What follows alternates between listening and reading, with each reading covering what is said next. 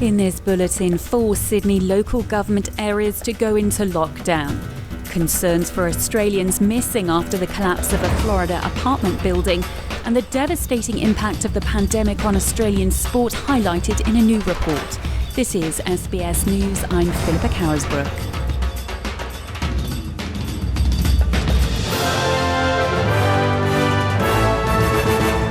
New South Wales has recorded 22 new locally acquired cases of COVID-19 from over 47,000 tests.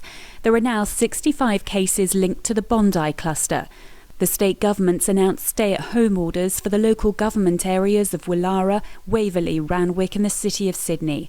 Premier Gladys Berejiklian says the only reason to leave home include shopping for food or other essential goods and services, medical care or compassionate needs, exercise outdoors in groups of 10 or fewer, essential work or education where you cannot work or study from home. I'm captured in that. I don't live in those areas, but I work there and have done so in the last fortnight. So therefore, I'm captured by that stay-at-home order. We don't want to see this situation linger for weeks, and we are on top of all the cases at the moment, bar that one. But this is really to make sure that we can prevent further spread, prevent further dislocation. We believe this is a proportionate response to the risk. Queensland has recorded 2 new locally acquired cases of COVID-19. Both cases were in quarantine during their infectious period and have been linked to the cluster involving a flight attendant from Portugal.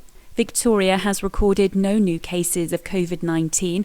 A number of new exposure sites, including Flinders Street Station, have been listed by Victorian health authorities. It comes as Victorians enjoy eased restrictions across the state. Prime Minister Scott Morrison has confirmed a 1,000-bed quarantine facility will be constructed on Commonwealth land in Mickleham, north of Melbourne. Queensland's Deputy Premier Stephen Miles says his government is also considering a federal proposal for a quarantine facility near Brisbane Airport. Now, we will work with the Commonwealth through that detail. Our officers have already started analysis on that site, but there is a lot more work to be done. The proposals that we had been working on were for regional quarantine facilities. This clearly won't be a regional quarantine facility. This will be an urban quarantine facility, and that will require different arrangements. There are concerns a number of Australians are among the missing after a 12-storey beachfront apartment building collapsed in Miami. A search and rescue operation is underway, pulling out dozens of survivors and looking for more. At least 1 person is dead and almost 100 are still missing. US President Joe Biden has spoken to Miami authorities and offered government assistance. I'm waiting for the governor to ask for declare an emergency. We are ready to move from the federal resources immediately. I say to the people of Florida, whatever help you want the federal government can provide, we're waiting. Just ask us. We'll be there. A new report by Sport Australia has found COVID-19 remains a deterrent to overall participation in sport. But the pandemic has driven up the number of people taking part in socially distanced sports and recreation activities such as golf and tennis. Restrictions on junior sport resulted in a decrease in the number of children playing organised sport outside of school at least once a week, from 55% in 2019 to 43% in 2020. The acting CEO of Sport Australia, Rob Dalton, says he hopes Australians are inspired to return to the sporting field soon.